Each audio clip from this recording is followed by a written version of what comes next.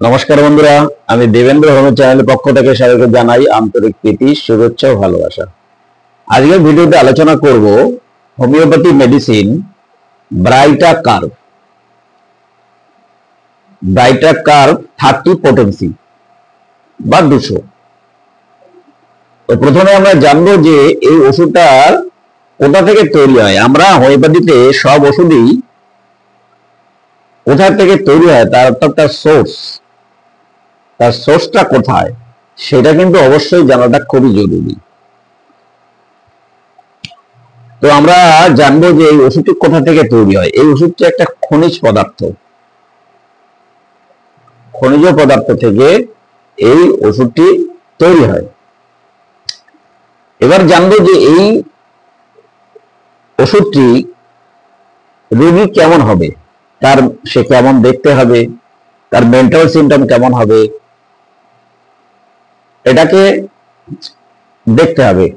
তো এর mental symptom বা দেখতে কেমন হবে, প্রথমত ব্রাইটা কার্ভের পেশেন্ট হবে স্মৃতিশক্তিহীন, মানে স্মৃতিশক্তি ভীষণ কম। যেমন ধরুন শিশু বা যুবকদের যারা পড়াশুনো করে তারা পড়াশুনো ঠিক মতো মনে রাখতে পারে না, পড়াশোনায় অমনোযোগী হয়ে যায়, পড়াশুনো তাদের স্মৃতিতে ধরে রাখতে পারে না। এবং বয়স্কদেরও অনেক সময় দেখা যায় যে অনেক কিছু ভুলে যায়, তারাও মনে রাখতে পারতো না। অর্থাৎ স্মৃতিশক্তির এক কথায় হ্রাস হয়, সে শিশু হোক, যুবক হোক আর বৃদ্ধ হোক, প্রত্যেকের স্মৃতিশক্তি খুবই কম। আর শিশুদের ক্ষেত্রে দেখা যায় সে মানে যত খায় বা যাই খাক তার গায়ে লাগে না, তার বয়স অনুযায়ী বৃদ্ধি হয় না, পেটটা অনেক সময় মোটা, বেটে। সবসময় ব্রাইটা কার্ভের পেশেন্ট হয় বেটে, শর্ট টাইপের। বড়রা হলেও বেটে হবে, শিশু হলেও বেটে হবে, তার বয়স অনুযায়ী বৃদ্ধি হবে না, তার গায়ে ভালো লাগবে না, দেখা যাবে তার পেটটা মোটা, মাথাটা একটু বড়, শরীরটা অন্যান্য অঙ্গ প্রত্যঙ্গগুলো একটু শীর্ণ, অর্থাৎ রোগা। এই ধরনের পেশেন্টদের ক্ষেত্রে, অর্থাৎ এক কথায় যারা বেটে খাটো মানুষ, তাদের ক্ষেত্রে ব্রাইটা কার্ভ ওষুধটি খুবই ভালো ঔষধ। এবার আসি যে এছাড়াও আছে অনেক সিমটম আছে, তাদের মধ্যে দেখা যায় যেমন পা ঘামে। এই পেশেন্টের পায়ের তলা ঘামে, সবসময় পায়ের তলায় একটা ঘাম হয়, পা ঠান্ডা থাকে, এই সিমটম গুলো লক্ষ্য করা যায়। এছাড়া দেখা যায় এদের সবসময় একটুতেই ঠান্ডা লেগে যায়, মানে খুব সহজে ঠান্ডা লেগে যায়। একটু হয়তো স্নান করলো বা একটু বৃষ্টিতে ভিজলো, সাথে সাথে ঠান্ডা লেগে গেল, তার থেকে টনসিল খুলতে পারে। মানে আমাদের যে গ্ল্যান্ড আছে, টনসিল, ধরুন ঘাড়ে গ্ল্যান্ড আছে, চোয়ালের নিচে গ্ল্যান্ড আছে, বগলে গ্ল্যান্ড আছে, তো এই গ্ল্যান্ড গুলো ঠান্ডা লেগে অনেক সময় ফুলে যায়, ব্যথা হয়, প্রদাহ হয়। তো এক্ষেত্রে এই ওষুধটি খুবই ভালো ঔষধ। বা অনেকে দেখা যায় অর্চের সমস্যা আছে, বা গলায় অনেকে দেখা যায় যে গলা ফোলে, অনেক সময় গলাতে টিউমার হয়। তো এই ধরনের রোগীদের ক্ষেত্রে এই ওষুধটি ভীষণ ভালো। এছাড়া আর একটা সিমটম আছে, যেটা হচ্ছে শিশুরা কোনো আত্মীয় যদি বাড়িতে আসে, তাহলে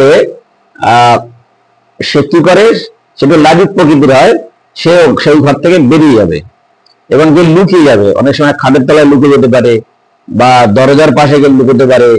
সে দূর থেকে দেখে, সে কাছাকাছি যাবে না, দূর থেকে দেখে, মানে দরজার ফাঁক দিয়ে দেখবে, দূর থেকে দেখবে, কিন্তু লাজুক প্রকৃতির। সে আত্মীয় স্বজন এলে সে দূরে চলে যাবে। এই সিমটম গুলো, এই মেন্টাল সিমটম গুলো ব্রাইটা কার্ভের পেশেন্টদের মধ্যে থাকে। এবার আসি কোন কোন রোগের ক্ষেত্রে এই ওষুধটা আমরা দিতে পারবো। মানে পেশেন্ট যে ফিজিক্যাল সিমটম নিয়ে আসবে সেগুলো কি থাকবে, সেগুলোর মধ্যে থাকবে যে পেশেন্ট একটুতেই ঠান্ডা লেগে যায় এবং তার কারণে তার টনসিল ফুলে।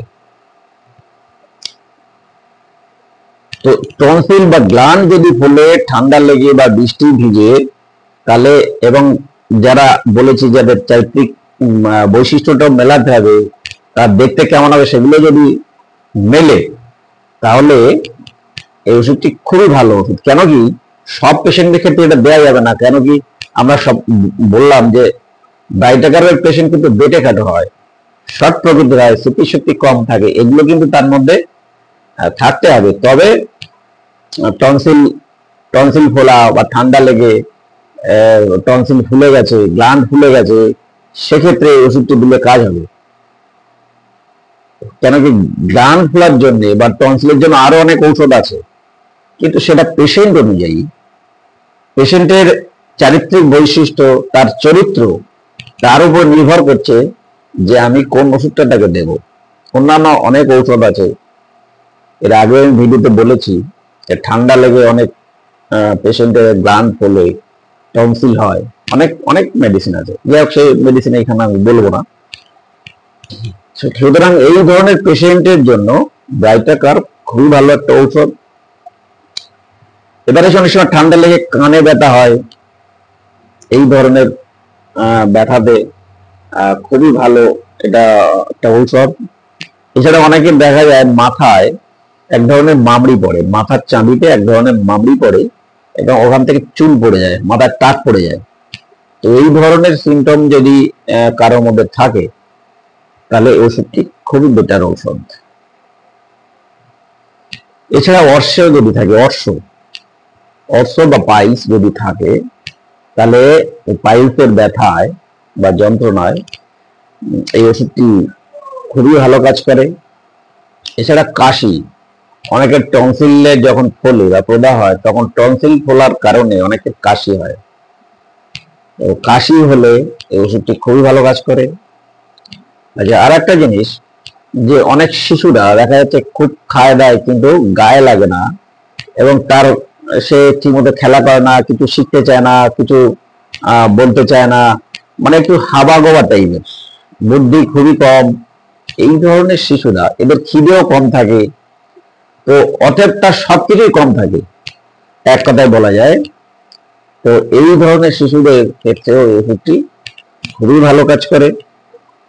এই হচ্ছে মূলত বিষয়। ব্রাইটাকার্বের পেশেন্ট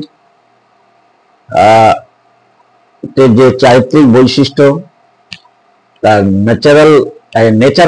নেচার, তার চরিত্র, এবং কোন কোন রোগের ক্ষেত্রে আমরা ওষুধটি দিতে পারবো পেশেন্টকে, মোটামুটি সবই আলোচনা করলাম।